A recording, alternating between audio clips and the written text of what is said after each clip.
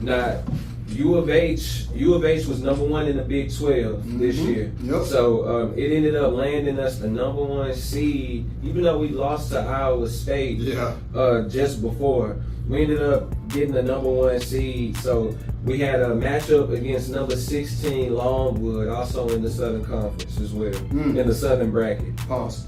And Longwood. Look. They ended up losing. We blew these boys out. I'm saying, yeah, man. Actually, I watched the game. I watched a piece of it. I got to watch some of the highlights. Yeah, I didn't know we beat them by 40 though until I looked at the final score. Yeah, it was crazy. I was in front of the TV. I think I was playing the game first. And what I like to do, I'll be on the game, and then I have my tablet sitting right here to the side of me with whatever games is on. And when I tell you, I cut that game on just before halftime, and it was already a blowout. Turned it right back on. Oh man, no, I continue to watch it. Because when we blowing teams out, I'm here for that. Oh yeah. I'm here for that. The Rockets had a blowout last night. Yeah, that was nice. Yeah. The Rockets are playing. That's a sign of the Rockets are playing really well right now. Yeah, 8-game winning streak. Yeah. That's a side note though. So that was actually the biggest score. That was the biggest deficit in margin of victory. Yeah, that was great. I thought that was cool. That was a cool point that I thought was pretty cool. I heard that UConn might have had a larger margin of victory. For U of H, my bad. I didn't say it like that. Oh, U of H's highest deficit in the March Madness in the tournament. That was last night. Considering this was round 1, I could imagine. Yeah. Round 2 is tonight, 7:40. We got Texas A&M. Now, I did a preview to this matchup. I mean, for starters, I want to take a sidebar here and tell you about Mattress Mac. Oh yeah, talk about it. Mattress Mac put an M on this game. Not on this game. Mattress Mac put an M on U of H winning the whole tournament. I better be, because I was scared you was gonna say A&M. Because we're pretty close. No, Mac wouldn't do that. It's us. It's us versus everybody else. Yeah, and it's a rivalry too. It's a big rivalry, I think. It looked like it was 750 odds, which means that his million will make him 7.5 M's if U of H wins the whole tournament. One time for that boy Mac. One time for Mac. Yeah. Last week, Mattress Mac went and put another M down and doubled down on U of H winning the tournament, which raised his potential winnings up to 15 mil. I like that he did that because I thought I was the only one that put U of H to win the tournament. I did a little bracket. It's already broken, but of course U of H is there's still a lot of this 64 teams, so it's highly likely to be broken in the first round. If not the first round, then definitely the second round. Yeah, that's normally how it goes. But when we talk about this matchup, I like that he's doing that. Yeah. Because that's how I feel about us. Yeah. Now, U of H is ranked number 1, so U of H is heavy favorites to win it all. Yeah, because A&M to A&M's number 7. They're 7th in the SEC, 21-14. There's a big difference. 31 and that's what 4 I thought. Is U of H. 31-4 is U of H versus 21-14. That's what I thought. The way I looked at it, like, when you look at these records, it's not necessarily that close. But if we can move into a matchup preview, U of H played these guys. We played Texas A&M on December 16th, and we ended up beating them by 4 points, 70-66, which leads me to believe the record don't really show you how close this matchup. Yeah, it kind of reminds me of high school basketball. Like I was saying, the way they're split like that, it's really U of H is in a different conference. A&M's in a different conference. But A&M beat some teams that U of H should have beat. Iowa State's one of them. Yeah. A&M beat them twice. I want to say they played them twice, and I think they beat them twice. Yeah. They only played them once. They only played them once. But they did win. That was a big deal for me. Yeah, they blew us out. I hated that. Well, anyways, U of H plays the Aggies tonight at 7:40. U of H is 14-0 against non-Big 12 teams. So when we play outside of our conference, we undefeated. U of H is also 1-1 in games decided by 4 points or less.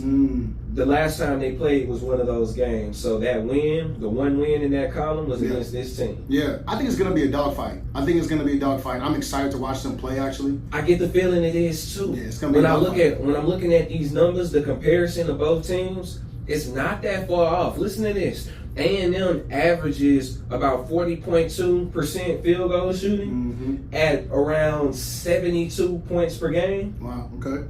U of H is averaging 37.8. Matter of fact, I believe that number was 70 points per game because U of H averages 37.8 field goal shooting on 72.5 points per game. Yeah. Look how close these margins are. That is a 2.6% margin and a 2.5 margin as far as scoring. Yeah. Those numbers, it makes those numbers look different whenever you see the teams play. Yeah. Because that's what I was gonna say. A&M didn't play Big 12 teams, but they beat Kentucky twice. Yeah. Yeah, they beat them twice. I was like, yo, that's crazy. Kentucky's out, but yeah, Kentucky's one of the blue bloods. Yeah, right. Yeah. That's right. So that's just crazy to see. Like you said, like they are a great team, and the record doesn't really show that. You look at 21-14, you're like, they good. They number 5. U of H don't win. They're number 1. Yeah. That's not the case. It's gonna be a dogfight. You know what I think? I think after the blowout against Iowa, I think that U of H got it in gear now. I hope so. After taking That's that loss the way they did, they don't want to lose like that again. I almost think that loss might be a blessing in disguise because they came out against Longwood. They weren't playing no games at all. No games at all. We was sending them boys home with a bag. They wasn't gonna see round 2 as soon as we showed up to the stadium. So I really think that loss might have been a blessing in disguise for them. And the fact that it wasn't just a regular loss, it was a blowout. I really think they're responding to it when it comes down to this tournament. Well, U of H is a great defensive team. They had 18 turnovers. That's really, I think, the difference. They gotta have the same thing versus A&M. They won't get 18, but they do need to get 10, 12. That's what's going to win them the game. And transition into, I think those 18 turnovers turned into like 23 or 24 points. That's the margin part of the margin they won by because they won by 40. Yeah. But yeah, that was a big difference in the game. Yeah, honestly, I would like to see 18 turnovers turn into a bit more than 20-something points, unless it's high 20s. But I saw Coach Sampson, Kelvin Sampson's comments on his matchup against A&M. Okay.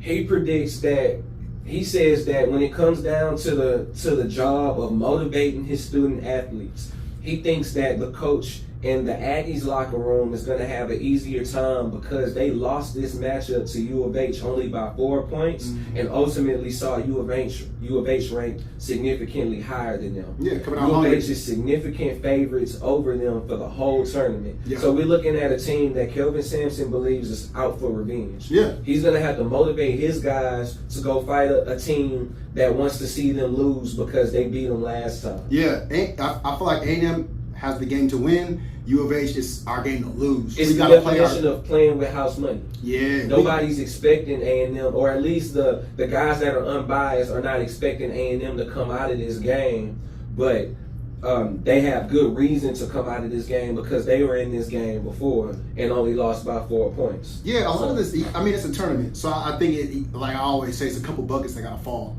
Yeah. And I think if they fall for U of H, we win. If they fall for A&M, they could. That's that dogfight we're talking about. Yeah. Coach Sampson believes that team that they played in December, they're a better team now that they're in March, which is highly likely. So I think it's going to be a dogfight, like you said. Now, if U of H wins, they punch their ticket to the Sweet 16 in Dallas, March 29th, later this week. We like that. That's where we need to be, man. We're supposed to be there. A&M is coming off a win against Nebraska. They eliminated Nebraska on Friday, 98-83. They put up 98 points. Wow. So that's something to note. They never really put up that many points. So we need to find out what happened in that game to prevent that from happening in the game tonight. Wade Taylor. I wrote his name down. He's their guy. He's leading them in points, assists, and steals. He needs to get shut down. Sick. Well, I want to highlight a key player that I'm looking forward to checking out, Jamal Sheed. Okay.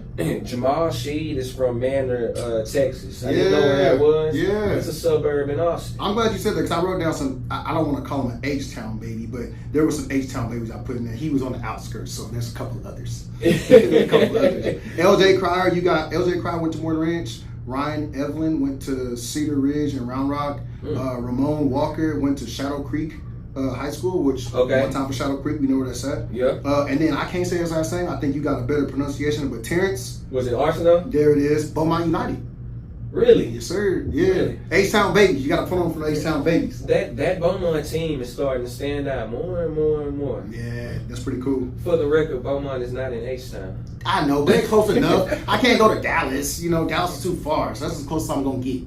Well, this guy Jamal Sheed is now the I believe he's the sophomore guard for U of H, 6'1". This guy is now the team leader, averaging 13 points per game, 6.3 assists. He's well known for his assists, and in this game against Longwood in round 1, he went 11-9 and 1 steal. So I'm looking forward to if he can go for a double-double in this game. Not that he got a double-double in last game, but he was just 1 assist shot. Yeah. So if he can go for a double-double here, I like our chances. Yeah, I think he leads pretty well. I like the way I saw him in the game. He wasn't the leading in points because LJ had that. LJ had 17, but I think that he was dynamic. You got to have that leader on the court. Seems like I found some interesting comments from Kelvin Sampson when it comes down to this particular player.